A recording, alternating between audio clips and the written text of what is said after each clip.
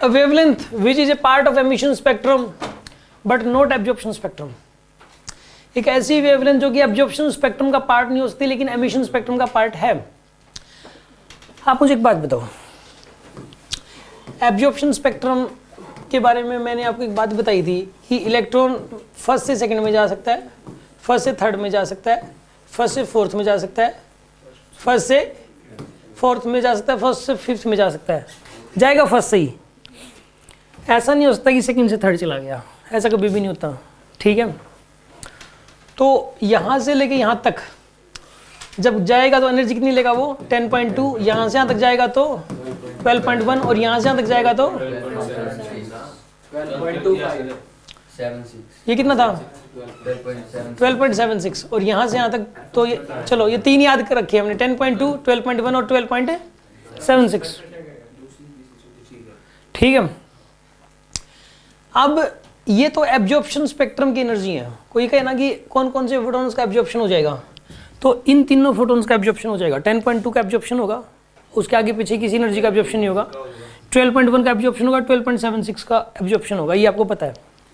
अब इन तीनों फोटॉन्स की वेवलेंथ क्या होगी, इन फोटॉन्स की वेवलेंथ निकालने की मैंने एक ट्रिक बताई थी आपको। 10.2 वाले की वेवलेंथ मान लो λ1 है, इस फोटोन की एनर्जी मान लो λ, इसकी वेवलेंथ, इसकी वेवलेंथ है मान लो λ3, तो λ1 कितना कैसे निकलेगा 10.2 डिवाइड नहीं, इसका था 12375 डिवाइडेड बाय में 10.2, ये एंगस्ट्रॉम में आएगा।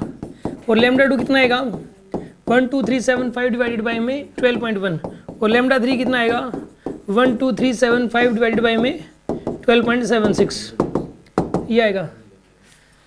इनको सोल्व करो आप कैलकुलेटर से करो, अभी बताओ क्या क्या आंसर आएंगे।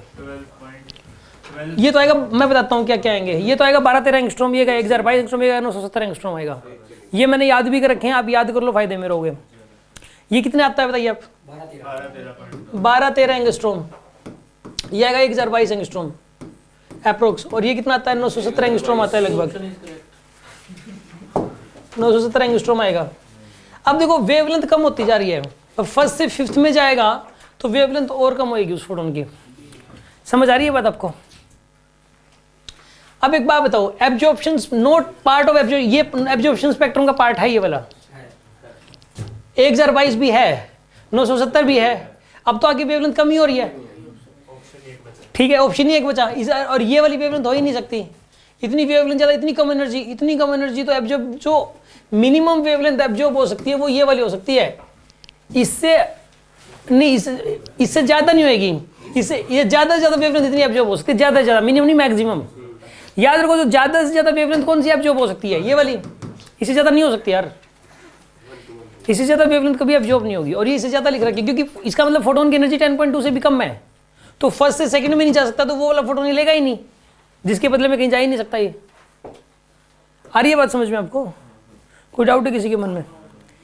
मान लो आपको ना यहाँ से हाँसी जाना है, अब यहाँ से हाँसी के बीच में मान लो जंगल है बहुत बड़ा और वहाँ भूत रहते हैं, ठीक है ना, और मतलब डाकू टाइप के लोग रहते हैं, भूत रहते हैं, इतनी मतलब सुनसान है, बिल्कुल खतरा है बहुत ज़्यादा। कोई भी अगर बंदा वहाँ जाता है, रुकता है तो वापस नहीं आता है, ऐसी सिचुएशन है। अब यहाँ से बस जाती है हाँसी, तो बस वाला बोलता है कि मैं बीच में उतारूंगा, ठीक है ना, प्रॉपर हाँसी नहीं पहुँचूंगा, 2 किलोमीटर पहले उतारूंगा, 2 किलोमीटर पहले, ठीक है ना। आप उसमें बैठोगे क्या? उसमें आप बैठोगे ही नहीं।